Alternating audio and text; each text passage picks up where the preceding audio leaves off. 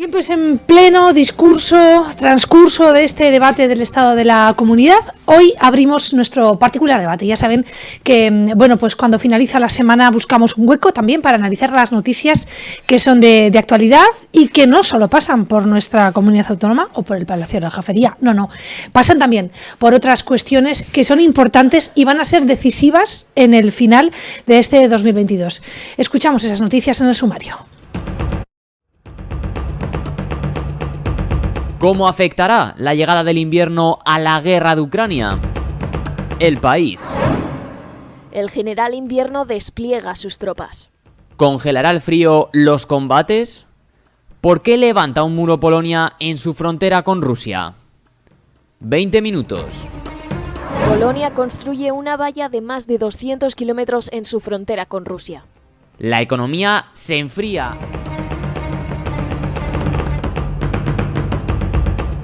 La economía se enfría, la lucha contra la inflación hace subir los tipos de interés. Invertia. Lagarde del Banco Central Europeo confirma que las subidas de tipos continuarán con el objetivo de rebajar la inflación al 2%. Huffington Post. La Reserva Federal de los Estados Unidos sube los tipos de interés por sexta vez desde marzo. ¿Cómo afectará a las familias hipotecadas? El País. La escalada del Euribor aprieta cada vez más a las familias. ¿Y a las empresas? Quizá el frío no sea lo peor que nos puede pasar este invierno.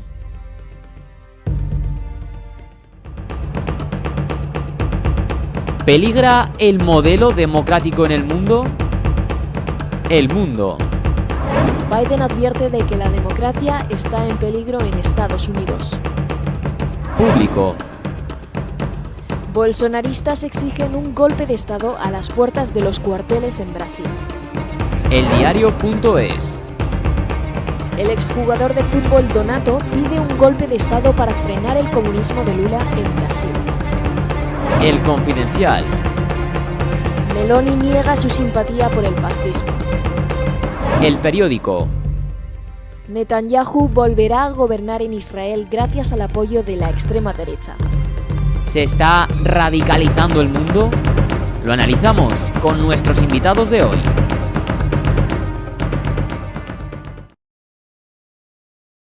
Los temas se las traen y para ello hemos buscado sin duda, bueno, pues comentaristas de excepción. Rosa Plantagenet, buenos días. Muy buenos días a Bienvenida. todos. Bienvenida.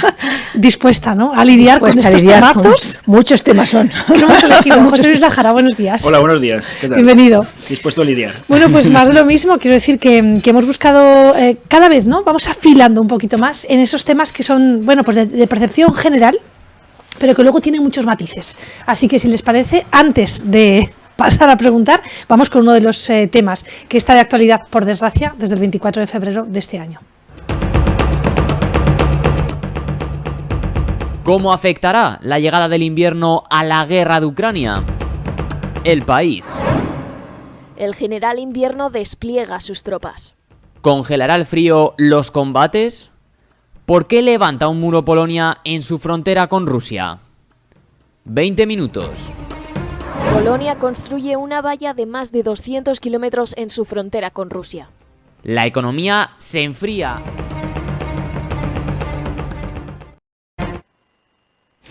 Bien, pues este tema es el que vamos a lanzar y esa gran pregunta. Vamos a empezar con la señora Plantagenet. ¿Cómo afectará el invierno?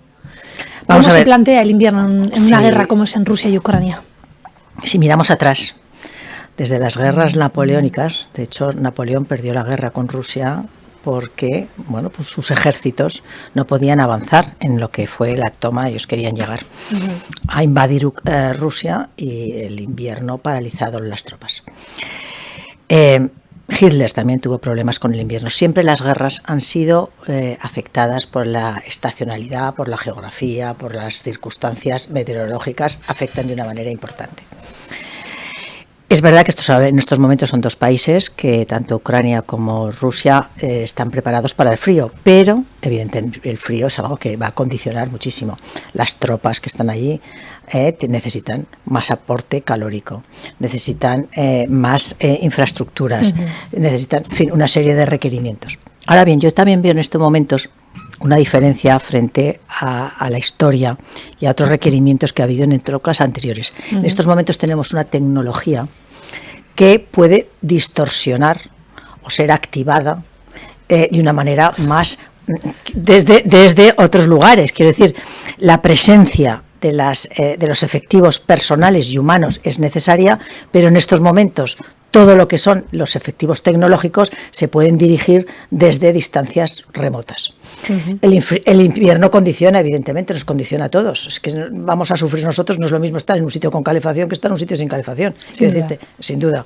Pues no es lo mismo estar al aire libre o tener que hacer un condicionamiento y unas maniobras con una temperatura adecuada que no hacerla. Entonces yo creo que eso pasará factura, pero es verdad que tenemos en estos momentos una visión distinta por la tecnología desarrollada. Y yo ahí lo dejo porque me preocupa muchísimo la tecnología. Quien tenga, cualquiera de los dos ejércitos que tenga mejor acceso a la tecnología o mejor herramientas tecnológicas, ahora mismo los drones dirigidos, lo acabamos de ver en los últimos momentos que ha habido, ¿verdad? Bombardeos con drones dirigidos desde otros lugares, o pues una serie de cohetes o artefactos que no tienen la necesidad de tener en el frente, por así decirlo, las tropas, condicionará. Miro precisamente al equipo porque hoy ha sido una de las noticias que hemos lanzado y que se conocen, ese cohete chino que iba un poco descontrolado, que la pregunta era, o aquí nos formulábamos esa pregunta, ¿no? ¿A santo de qué hacía por ahí un cohete chino descontrolado, ¿no? Habrá que lanzarse también esa pregunta. Hablaba de tecnología la señora Plantagenet. ¿Qué dice José Luis Lajara con respecto al invierno, a Rusia y a la tecnología? Bueno, la verdad es que no creo que afecte mucho el invierno en el conflicto. Es lo que dice Rosa. La tecnología lo que va a hacer justamente es apaciguar y dejar por debajo los problemas del frío. Y en principio yo creo que no va a servir nada más. Yo lo que realmente temo no es lo que va a pasar con el frío en la guerra de Ucrania y Rusia, sino lo que más temo es qué va a pasar en España con la excusa de que con la guerra de Ucrania y de Rusia nos van a seguir subiendo la gasolina, nos van a seguir subiendo los combustibles, la electricidad y todo esto. Conclusión, que van a seguir abordando los problemas que no nos afectan o no nos deberían de afectar tanto y sin embargo quieren que nos afecten y sirven perfectamente de excusa para subirnos costes de todo lo que usualmente necesitamos. Bueno, pues yo no me puedo y no puedo dejar, y José Luis estará conmigo, yo pongo no podemos volver, que repetir una y otra vez que es una situación insólita que en estos momentos sigamos con la guerra de Ucrania. O sea, es que no nos podemos olvidar, y yo lo rechazo, brutalmente, el que en este momento estemos todo el día asistiendo y hablando. Yo he venido ya varias veces a este programa y hablamos de la guerra de Ucrania. Y va a peor la guerra, porque es interminable, y va a peor también todas las consecuencias que tenemos de la guerra, que nos afecta, que es lo que tú estabas hablando ahora mismo, José Luis. ¿Qué es lo que nos afecta a nosotros de la guerra que venga el invierno? Pues efectivamente las dificultades que vamos a tener en la electricidad, en la calefacción, en el gas, todo eso es lo que nos afecta y lo vamos a sentir, que cuando veíamos la guerra de lejos, es que la guerra está al lado. Tiene unas consecuencias. La guerra realmente no es una guerra que lleve 8 meses, lleva 8 años. Lo que ocurre es que los medios de información, sobre generalistas fundamentalmente, y los públicos, se han metido con este asunto desde hace 8 meses, pero la guerra lleva 8 años. Esta es la realidad. Y sin embargo, es ahora cuando la excusa de la guerra sobre los impuestos y sobre los combustibles, etcétera, es cuando les interesa. Cuando les ha interesado, hay guerra y guerra imponente. Y cuando no les ha interesado, ni siquiera han hablado. Por tanto, yo creo que va a haber guerra mientras quieran ellos. Son Ucrania y Rusia y los demás agentes. Los europeos, que están apoyando. Los que están apoyando por un lado y por otro. Mientras ellos quieren, habrá guerra. Porque dos no se pegan si uno no quiere.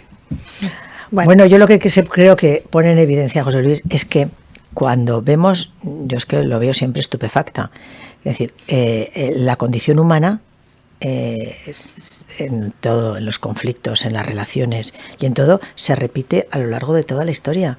O sea, esto de que hemos avanzado, vamos a mejor, estamos en una situación mejor que los romanos o los vikingos.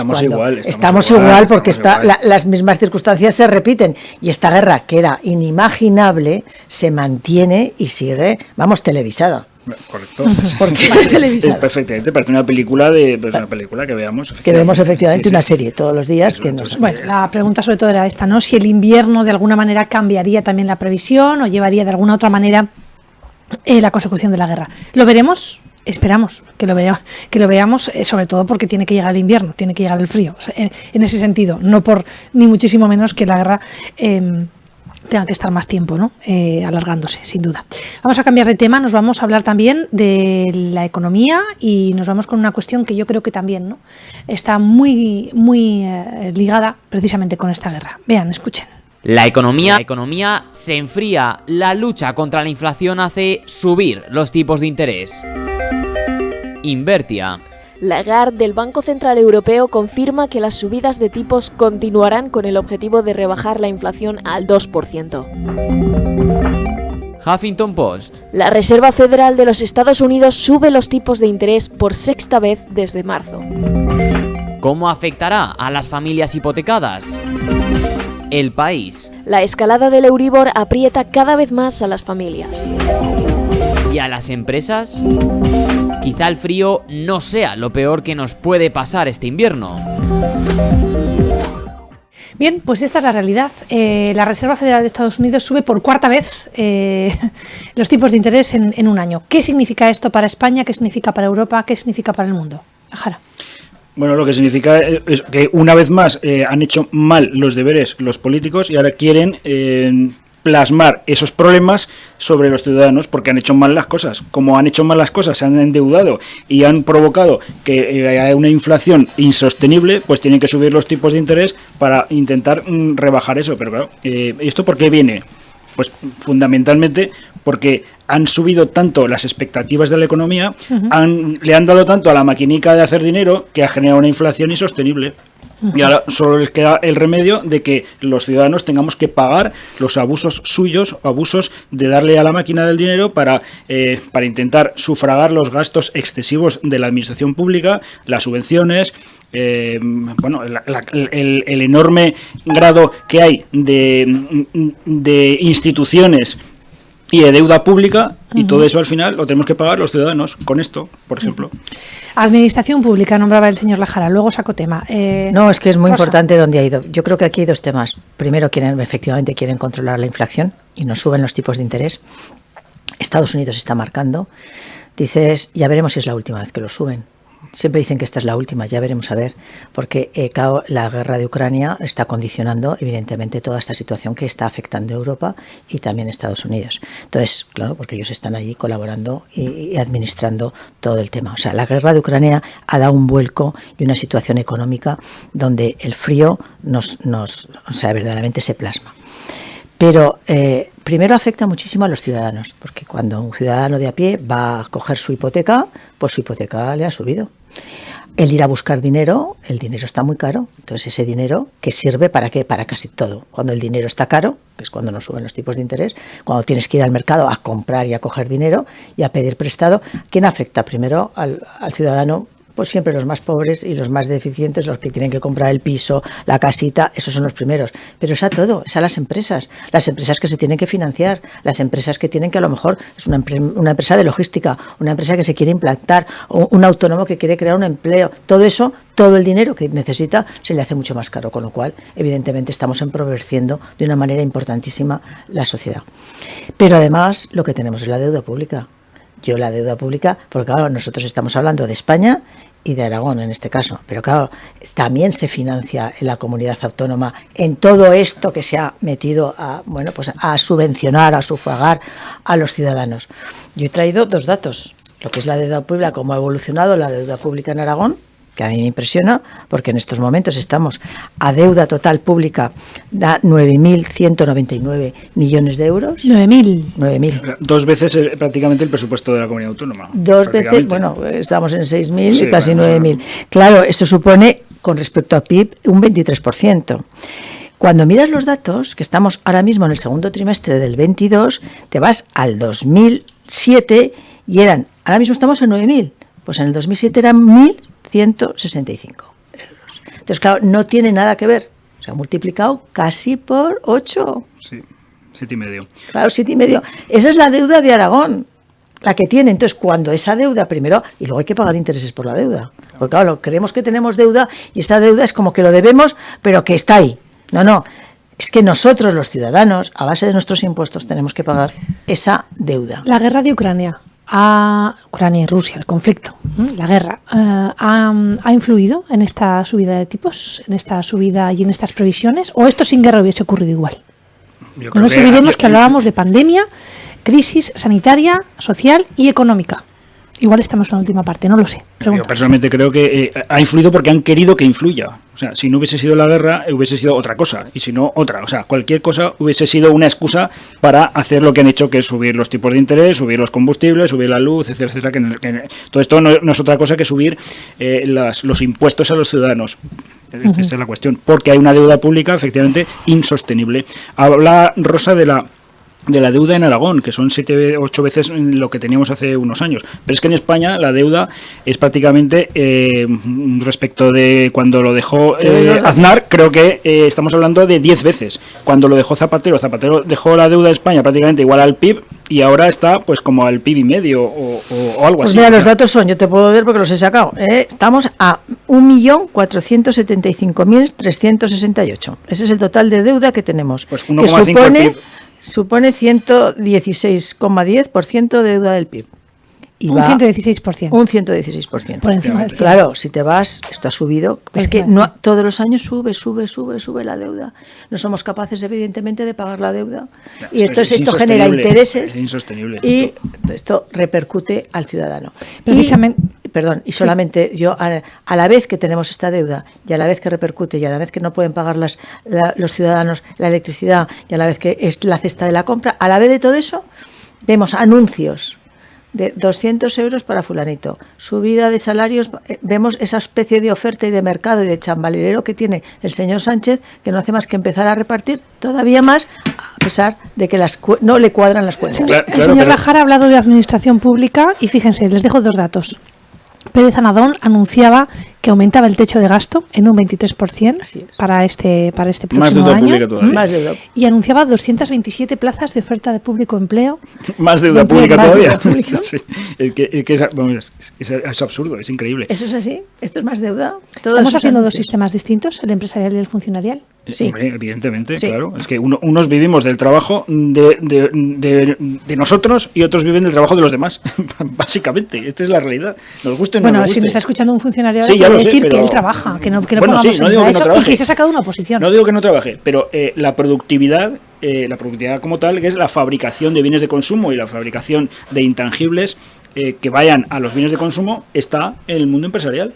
O sea, Yo veo 2 sectores, 2 muy claros en el mundo de la administración pública, que no todos son funcionarios, vamos a dejarlo ahí, que es lo primero, porque ahora mismo estamos aplicando la ley de estabilización y de hecho hay mucha gente que es interina y no ha entrado por oposición. Y entonces, bueno, estamos ahora ya. Así están, pidiéndola, pero tienen una serie de protección, ¿vale? Y de estabilidad mucho mayor que el que está fuera en el mundo empresarial. El riesgo que asume el empresario, que es su dinero personal, el riesgo que asume a la hora de también que pagar los salarios que tiene de sus empleados. Bueno, que no solo el empresario, la gente que trabaja por cuenta ajena, La los gente autónomos, los luego los liberales, autónomos, etcétera, que etcétera. toda esta gente tiene un riesgo, lo pueden despedir. En la administración es muy difícil, yo creo que es casi imposible. Entonces, yo creo que se plantean 2 sistemas contrapuestos. Yo no quiero decir que no sea necesario el tema de la administración pública, solo faltaría. Claro, es evidente que es necesaria la administración pública, pero ¿es necesario que haya 4,5 millones de funcionarios? Venga, lo vamos a dejar ahí. Voy a cambiar de tema porque además es que no nos vamos a ir mucho. Bueno, otro dato que les voy a dar. Espera, antes de ir a otro vídeo que tengo, antes de ir a otro tema. Otro dato. Con la subida de tipos de interés, entre 7 y 8 millones de familias de hipotecas van a verse afectadas en más o menos 200 euros. Ojo, cuidado, ¿qué les parece a ustedes 200 euros en un presupuesto de una familia media? Muchísimo, Pues que, muchísimo. pues que puede ser hasta incluso el 10% del sueldo. Claro, depende de lo que gane. Si de gana lo que 1.200 euros o 1.000 euros, Estamos ¿qué hablando casi hace del el 200 10%, y con el 10% pues tienes para muchas cosas. Pues tienes muchas cosas, y sobre todo cuando son familias, bueno, pues son familias que tienen hijos o que tienen que hacer una serie de pagos, claro, te descompensa completamente toda la economía del mes. Sin- Y claro, no es un mes. El problema de la hipoteca, como siempre pasa, te dices, bueno, son 200 euros este mes. No, pero es que todos los meses este igual. mes, este mes, y al siguiente, entonces te descabala completamente el presupuesto. Sin Vamos. hablar si no pagas. Bueno, si no pagas. Porque si no pagas el mes, ya saben que tarifican, tienen una Sí, señor, tarifican. permuta, tienen que pagar más. Quiero decir, que pueden descuadrarse las cuentas y de qué manera, ¿no? Así es. Y de qué manera. Venga, lo vamos a dejar aquí. Siguiente tema. Agüita, que vamos a hablar de democracia. ¿Peligra el modelo democrático en el mundo? El mundo. Biden advierte de que la democracia está en peligro en Estados Unidos. Público. Bolsonaristas exigen un golpe de Estado a las puertas de los cuarteles en Brasil. Eldiario.es. El exjugador de fútbol Donato pide un golpe de Estado para frenar el comunismo de Lula en Brasil. El Confidencial. Meloni niega su simpatía por el fascismo. El Periódico. Netanyahu volverá a gobernar en Israel gracias al apoyo de la extrema derecha. ¿Se está radicalizando el mundo? Lo analizamos con nuestros invitados de hoy. Bueno, hay que hacer mucha pedagogía, quiero decir, de aquellos barros vienen estos lodos, pero ¿se está radicalizando el mundo? Rosa. Yo creo que sí. A mí me da, cuando veo, yo llevo muchos años en política, y las actitudes, aptitudes y la respuesta social ante los eventos democráticos verdaderamente han cambiado. O sea, la aceptación tanto de la derrota como de la ganar, porque también hay que saber ganar, ahora mismo yo creo que se han transformado. Ves a la gente que con una virulencia, cuando su signo político o su tema político no ha salido adelante o no sale adelante, pues a mí me preocupa. Son actitudes que son difíciles. La democracia se acepta, hay que aceptar los dos bandos. Y además un rechazo del contrario, que es lo más importante. Eres demócrata cuando verdaderamente respetas, dentro de unos límites evidentemente que los marca la ley, que haya otra persona que piense distinto que tú y que pueda legítimamente acceder al poder planteando sus propuestas. Pero cuando tú de una manera violenta, que lo hemos visto, lo estamos viendo en las imágenes que nos plantean en televisión, de una manera violenta rechazas al adversario, todos tenemos en mente cómo fue la toma del Capitolio cuando perdió Trump. Aquello era inaudito. No se aceptó una derrota, hay que aceptar las derrotas. Entonces, no aceptas, eso no es democracia, me parece. Pero esas aptitudes son aplaudidas y son alentadas.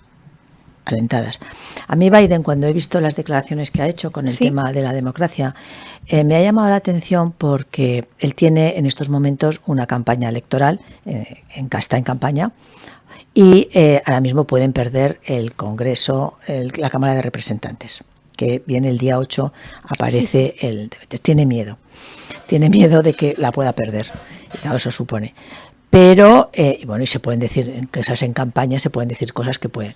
Pero evidentemente el no aceptar o el tener una situación de que la gente se tire a la calle, porque, bueno, pase algo que no sea lo previsible, bueno, pues está ahí en ciernes. Lo estamos viendo en otros países, estamos viendo ahora mismo también cómo ha pasado en Brasil. Entonces yo creo que la gente está exaltada. La gente políticamente se han perdido un poco las reglas del juego, el juego democrático. Eso es lo que yo percibo. José Luis. Bueno, yo voy a ir un poquito más allá. Sí. A colación con el vídeo sobre Brasil, bueno, lo que ocurre es que una hora antes de terminar los comicios en Brasil, Bolsonaro iba ganando un 56% frente a un 42 o un 43%. Y en una hora hubo un vuelco de casi un 15% de los votos. Eso, estadísticamente, es imposible. ¿Me entendéis? Eso es imposible. Por tanto, algo ha pasado. Algo ha pasado extraño o extrañamente para que no ganara Bolsonaro y ganara Lula. Porque en una hora no existe un vuelco estadístico con tantos millones de votos. Eso es imposible. Entonces, ¿qué ocurre? Que la gente... lo que ocurre con la gente, no solo en Brasil, sino en general, por los extremismos a los que estamos hablando, es que está harta de estar harta, que es lo más harto que se puede estar. Entonces, ¿qué es lo que ocurre? Pues que ocurre esto, que están viendo que por qué en una hora ha habido un vuelco del 15%, o que están viendo que lo que están haciendo los gobiernos es justamente atacar su propia integridad, la propia integridad de los ciudadanos y los contribuyentes, y entonces llega un momento que el personal empieza a estar harto y empieza a salir a la calle. Y esto es lo que está pasando. Entonces, estos extremismos que se están hablando ahora, ya había extremismos de ultraizquierda cuando ganaron Podemos en el Ayuntamiento de Madrid, por ejemplo. ¿Qué ocurre? Que hay gente que vota a los extremos, me da igual que sea uno u otro, porque está harta. Porque está harta de que los gobiernos actuales o los que nos desgobiernan hagan lo que están haciendo. Y entonces llega un momento que salen a la calle y salen con lo que sea, porque casi muchos de ellos no tienen nada que perder. Oye, José Luis, pero me ha parecido... ¿Tú crees que, y eso es algo que está ahí sobrevolando siempre, y sobrevoló sobre Trump, Sí, que los temas tecnológicos pueden modificar, o hay una injerencia, llamado pucherazo? Hay un cocinamiento. Así brutalmente llamado pucherazo. De toda la vida de Dios. Toda la vida de Dios. Llamado pucherazo, que modifica el resultado electoral y que iban ganando unos y, bueno, pues estas artimañas tecnológicas que ahora se te pueden meter en cualquier sitio. Esto es muy fuerte lo que estamos diciendo. Pues es que es la realidad, porque esto técnicamente se puede hacer. Lo han cocinado absolutamente. Que al final le salen los votos porque le salen, ya no tienen que cocinar nada. Que no le salen los votos, ya lo van a cocinar técnicamente porque es muy sencillo. Y en una hora le dan la vuelta. En una hora, estadísticamente, cualquier profesional de estadística, los ingenieros lo somos un poco, pero cualquier profesional de matemáticas que sepa de estadística sabe que en una hora es imposible que haya un cambio total de tendencia.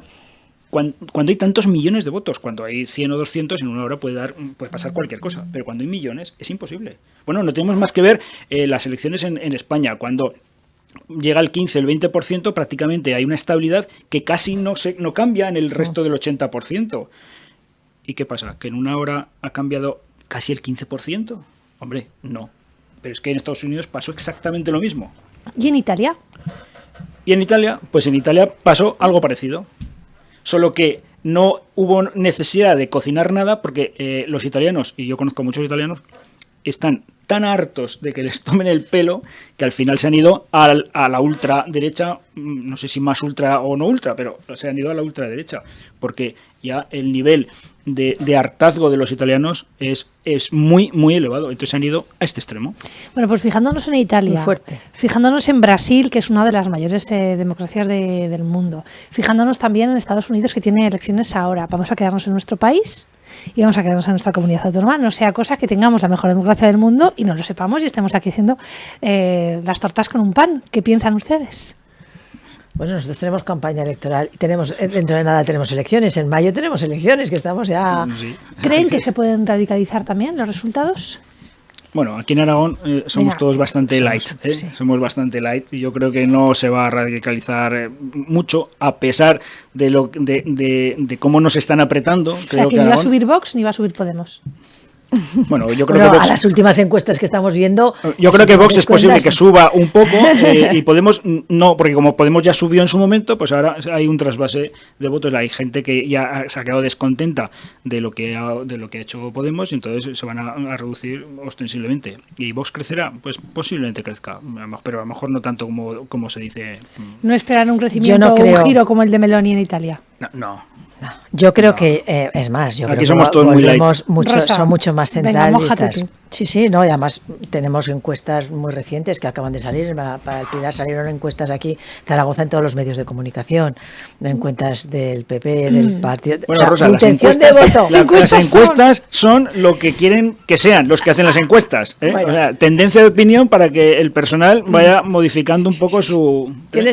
Bueno, esto podríamos hacer un programa solo de las encuestas, porque es verdad que las encuestas influyen, es verdad que es una tendencia que se marca, es verdad que los medios de comunicación lo utilizan, todo eso es verdad.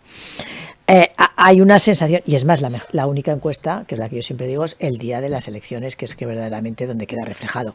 ¿Cuántas veces, pues hemos salido de perdedores y luego hemos acabado ganadores? En fin, y cuántas veces a algún partido político lo hemos dado por defenestrado y sigue sobreviviendo. Esto es así, o sea, esto, ¿para qué vamos a hablar? Pero esto es lo que hay. Ahora sí que es verdad que hay una tendencia en estos momentos clara. Yo voy a hablar de tendencia, de lo que yo percibo y de lo que yo veo. Desde luego Podemos está ya de capa caída. Es que ha sido su fracaso, es un fracaso comunista. Es un fracaso donde no hay más que una beligerancia, no hay ningunos resultados para nada. Yo creo que eso la gente venían a asaltar las instituciones. Yo aquella frase me acuerdo perfectamente.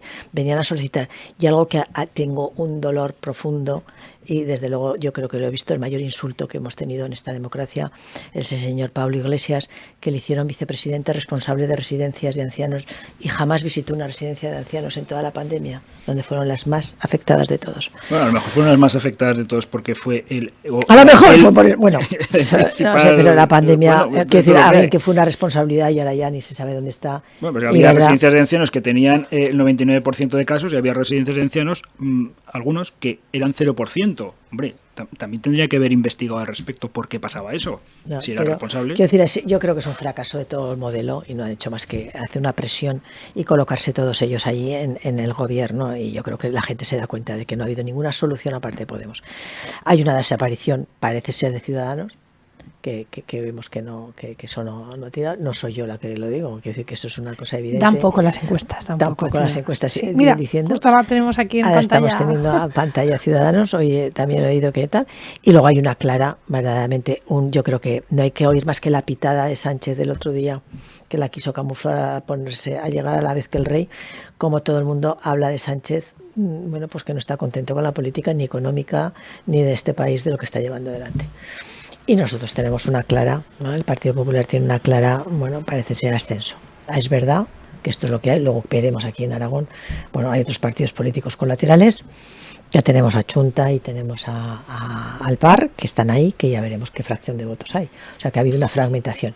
Yo creo que radicalidad no va a haber, pero esto es lo que parece ser que la gente quiere, y la gente siempre mira a aquel que le ha sacado de las crisis económicas.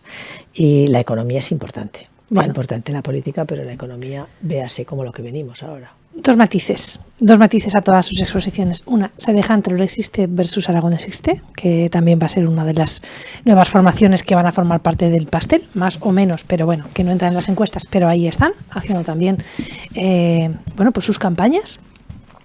Y han hablado de que las encuestas, pues que son elementos de influencia, ¿no? ¿Ustedes creen que ahora siguen siendo elementos de influencia? Porque yo creo que con tanta encuesta estamos quitando la propia influencia de la encuesta. Quiero decir, no sé si a ustedes les ocurrirá, pero como lectores, como consumidores de información audiovisual o radiofónica, cada vez que los medios hablamos de encuestas, pues les entra por un oído y les sale por otro, a no ser que se milite o se tenga algún interés en una formación política. No sé si estarán de acuerdo conmigo, no sé qué pensarán con las encuestas. ¿Son realmente elementos de poder para disuadir la opinión, para generar dudas, para cambiar la opción de voto, que creo que es para lo que se utiliza esta herramienta últimamente? Señor Lajara.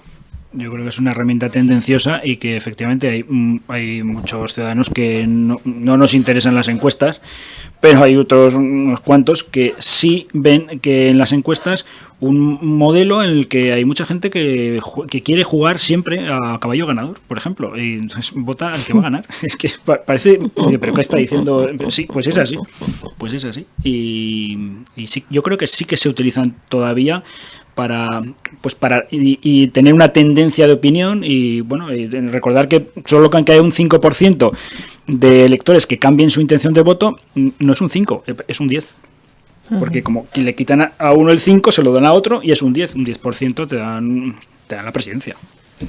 ¿Encuestas? Bueno, yo creo que sí, Rosa, que sí que tienen su efecto. tienen su efecto, un efecto también disuasorio ante las personas, un efecto motivador, un efecto tendencioso. Hay personas que efectivamente se las creen a pie juntillas, todavía les gusta. O sea, la encuesta es un elemento que todo el mundo espera a ver cómo va su partido político, que va bien para los partidos, incluso para los ganadores. Es verdad que hay un sector de población que cada vez es mayor, que está muy desmotivado con el tema de la política, y entonces no les importan ni las encuestas, ni estas, ni nada de nada. Que es todo mucho el sector joven que pasa y que bueno, que además los medios de comunicación, bueno, pues les llega de una forma como mucho más a través de redes sociales. Aunque también pueden llegar las encuestas a través de las redes sociales, pero bueno, que están en otras cosas, por así decirlo, y menos. Pero bueno, y luego también las encuestas yo creo que hacen un poquito más de efecto cuando estamos ya cerca de las elecciones, ¿vale? Como diciendo, bueno, esto ya se está poniendo serio y los propios partidos políticos y los electores y todo van cogiendo. Y es verdad que uno quiere que se gane. Hay mucha gente que se apunta a ganador. Totalmente, sí. Bueno, yo pongo simplemente, ¿no? Dejo como ejemplo el Día del Pilar. Dijo como ejemplo para la Comunidad Autónoma de Aragón 2 encuestas, una pagada por Heraldo, donde había un empate técnico, y una pagada por un periódico digital en Madrid, donde daban una clara mayoría al Partido Popular, con el efecto Feijóo, que por cierto, del Pilar aquí ya están hablando también de otro tipo de efecto, ¿no? Después del Consejo General del Poder Judicial. Con lo cual, bueno, pues las encuestas ahí quedan, encuestas son. Bien, nos vamos a ir al debate del Estado de la Comunidad, porque bueno, pues dentro de este juego de democracia y de preguntarles, ¿no? Y querer saber también un poquito la opinión de la democracia que estamos viviendo en España y del tipo también, ¿no?, de sociedad que estamos generando. Bueno, pues nos vamos a ir a dos declaraciones del presidente del Gobierno, Javier Lambán, en ese debate del Estado de la Comunidad. Pertenecen al día de ayer. Quiero decir, no están perteneciendo al turno de réplicas que realiza en estos momentos el presidente del Gobierno al resto de formaciones políticas que dan también su discurso. Pertenecen a esa primera parte donde el presidente del Gobierno tiene que hacer balance de su gestión de gobierno con un cuatripartito. Vamos con una primera declaración, son breves, pero van a abrir muchos debates, ya verán. Escuchen, vean.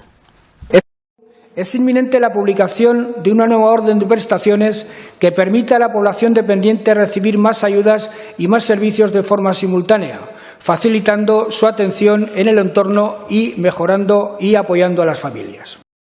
Más prestaciones. Claro, aquí automáticamente ante este anuncio, opiniones. Rosa. Vamos a ver, ya me va a permitir que rompa, porque además yo he sido portavoz durante muchos años del tema social. Entonces, la ley de la dependencia es una ley que se financia desde el Estado, teóricamente. Vamos, teóricamente no se financia de parte del Estado. Y esta ley de la dependencia, que se promulgó estando Zapatero en el Gobierno, no sale con una financiación estable. Ese es el grave error que como tienen. Así como la sanidad tiene una financiación estable, la ley de la dependencia no tiene una financiación estable. Con lo cual, los dependientes, bueno, pues en una comunidad autónoma hay una serie de dependientes y en otra comunidad autónoma, y tienen que pedir al Estado que les mande la financiación para ellos. Mi pregunta es, lo primero que le preguntaría al señor Lambán, ¿pero esa financiación va a depender de la comunidad autónoma o va a esperar a que se la mande el Estado? ¿Va a reclamarlo en los presupuestos generales del Estado, que ya están ahí? ¿O va a ser Lambán que va a generar él de su capítulo para la dependencia? ¿Cómo lo concreta? ¿La dependencia qué es? Una persona dependiente necesita que le atiendan en residencias. Si ahora mismo, mire, si llego a saber, me traigo los datos. ¿Cuántos dependientes en estos momentos tienen ya aceptado lo que llaman el PIA y tienen derecho a una residencia y no la tienen? Y no la tienen. Entonces, ahora de repente, ¿de dónde va a sacar? ¿Del cajón del dinero para pagar esas residencias, esas plazas residenciales? ¿Qué ha querido decir en el entorno? ¿Va a pagar a las familias para que les cuiden? ¿Qué hay? También apoyo al cuidador. O sea, ¿van a subvencionar al pobre que está al lado suyo, que tiene la misma edad que el dependiente, para que lo cuide? ¿Eso cómo se come? O sea, es tan ambiguo, tan fatuo y tan falta de contenido, que esto es como ¿quién paga? ¿Y de dónde sale? Yo te puedo responder desde la experiencia propia. Perfecto, es la mejor. La experiencia propia que ocurre con algunos miembros de mi familia, que tienen cierta edad, 80, 90, etcétera, ¿no? Que han recibido cartas del gobierno de Aragón diciéndoles 2 cartas, que les van a dar una ayuda de la dependencia, tal y tal y tal. Y la siguiente carta, en la misma mismo sobre, Claro. diciendo que esa ayuda estará condicionada a que reciban el dinero del gobierno central. Pues esto Pues entonces, ¿para qué me envía una carta diciéndome que va a haber una ayuda a la dependencia? No me envíe usted nada. Cuando sepa usted que me va a enviar algo, me lo diga, pero no me envíe una carta diciendo que me va a ayudar y luego otra diciéndome que no me va a ayudar, porque como no tengo dinero... Así es. Entonces, una cosa es el derecho y otra cosa es el dinero. Claro. Entonces aquí dicen, no, usted tiene, pero no tenemos dinero para pagar. Sí. Entonces, ¿de dónde lo va a sacar? Venga, seguimos desmontando un discurso montado o armado. Escuchen, nueva intervención de Lambán ayer en las Cortes. Desde 2015 se han incorporado 2.250 profesores al sistema educativo aragonés. Se han invertido 180 millones en infraestructuras educativas, de los que casi 100 han sido en Zaragoza capital, acabando con el lamentable éxodo al que estaban sometidos los alumnos de esta parte de la ciudad. En materia de becas, este curso la inversión es de 12 millones para las becas de comedor y 2,3 para las de material curricular. Se beneficiarán 10.692 alumnos de las primeras y 3.220 de la segunda. Sacamos un corte precisamente que tiene que ver con la educación. Si de algo se ha hablado en ese discurso es del órdago entre el presidente del gobierno a la ciudad de Zaragoza. Un órdago también en materia de infraestructuras, donde se han anunciado además viviendas de alquiler y también educativas. No nos olvidemos que en esta legislatura el cuatripartito, a través de la Consejera de Presidencia, se ha esforzado en dejar claro que escuelas con hasta 3 alumnos, 2 alumnos en el territorio, van a estar abiertas. Ahora lanzamos sistema de becas y esta convocatoria. ¿Opiniones? Bueno, yo de aquí 2 cosas. Una, sobre lo que dice el presidente. Bueno, pues me parece bien que haya ayudas a la educación, es evidente. Lo que no dice es a qué tipo de educación y qué tipo de ayudas. Y luego el segundo, que hay que leer entre líneas, que es un poco lo que dice Nuria. Efectivamente, ha dicho que la mayoría, no sé qué porcentaje, de las ayudas van al Ayuntamiento de Zaragoza, a la ciudad de Zaragoza, vaya, no al Ayuntamiento, a la ciudad de Zaragoza. Hombre, qué casualidad que diga ahora que van a la ciudad de Zaragoza. ¿Qué pasa? ¿Que quiere quitarle votos al Ayuntamiento de Zaragoza para que no se lo lleve el Partido Popular, por ejemplo? O quien sea. Vamos a ver, este señor, es que de verdad... Venga, en materia de educación, algo que desmontar en este pequeño tuit, insisto, que además es un vídeo que lanzamos o que saca el propio gobierno de Aragón, quiero decir, son las fuentes oficiales para poder desmontarlas, evidentemente. A mí el señor Lambán, desde luego, hace un fuego de artificio constante para eclipsar a alguien que le está haciendo la campaña electoral y que le va, vamos, esperemos que le gane, que es el señor Azcón. Entonces, yo tengo que decirle que él va a promete.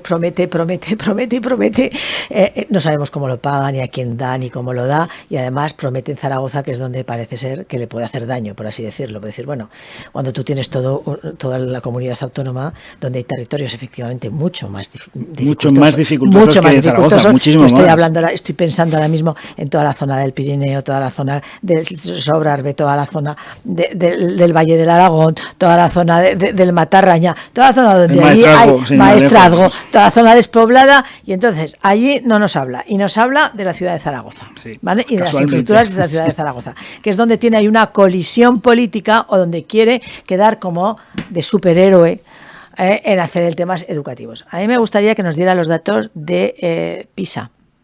¿Cómo han quedado nuestros alumnos? ¿Cómo es la calidad educativa? Eso es lo que a mí me gustaría. ¿Cómo son nuestra gente, nuestros chicos cuando van a estudiar? Si verdaderamente son los mejores de todas las comunidades autónomas o no lo son. Eso es lo que a mí me gustaría. ¿Y dónde tienen los accesos? Aquella que se les llena la boca, aquella Aragón despoblada, donde verdaderamente tienen dificultades, donde verdaderamente no hay profesores, donde verdaderamente es difícil que tengan más de un profesor para todas las asignaturas que tienen. Siempre recuerdo un pueblecito de aquí cerca de Zaragoza, me acuerdo de Bello, aquella imagen se me quedó grabadísima y me he acordado de esa madre toda su vida, siempre, cuando tenía 3 hijos en el pueblo y los 3 hijos de distintas edades tenían un solo profesor. Uh-huh. Y yo pensé, Fíjate qué afortunados somos los de Zaragoza, que vivimos a 150 kilómetros. O sea, tenemos un profesor de lengua, otro de matemáticas, otro de inglés, otro no sé qué, un logopeda, una asesoría, una orientación. Y esta madre que vive a 150 kilómetros de Zaragoza tiene 3 hijos y los 3 hijos tienen un solo profesor. Pues finalmente esa escuela se cerró y se tuvo que ir los alumnos a la escuela de referencia, que era la del Giloca. Así es. Y está ocurriendo lo mismo, por ejemplo, en Gallo Canta, con una madre que no tiene transporte escolar porque su instituto de referencia es de Aroca, pero ha decidido llevarlo a Calamocha, con lo cual no tiene tampoco ese servicio. Pues de Esa eso es la se tiene que realidad del ocupar el territorio. señor Lambán. Y no preocuparse de vender fuegos de artificio con el tema de las becas de comedor y con esto que no sabemos de dónde va a sacar tampoco el dinero y qué van a hacer. Pues vamos a terminar la tertulia y bueno, vamos a tener que lanzar un anuncio, que ya ha caído el cohete chino. ¿Ya ha caído? Ya ha caído. Ya ha caído y aquí, como tengo también a mis técnicos que no sabíamos muy bien si iba a caer en Calatayud, en Calamocha, en Daroca, dónde iba a caer. Pues ha caído, como bien decía Gerardo Avía al inicio de este programa, en el Pacífico. Los restos del cohete chino sin control caen sobre el Océano Pacífico y bueno, pues... Casi hubiese sido mejor que hubiese caído en España, en una zona no poblada, para que nos hubiesen dado una subvención. Bueno, es otra de las lecturas. Así que yo, bueno, pues con esta noticia, que sin duda ha tenido, ojo, ha tenido periódicos de tirada nacional siguiendo en directo la trayectoria del cohete chino, quiero decir, para que vean también, ¿no? Que no había otras cosas más importantes. Que priorizamos, que es noticia, en fin. Pues lo vamos a dejar aquí. Rosa Plantagenet, José Luis Lajara, gracias por estar con nosotros. Gracias a vosotros. En esa tertulia. Bueno, terminamos este espacio. Ya saben que estamos encantados de, bueno, pues contar con flamantes comentaristas que se acercan hasta nuestros estudios y que, bueno, pues que debaten en torno a todo este tipo, ¿no?, de cuestiones que vamos planteando desde este grupo, desde Antena Aragón.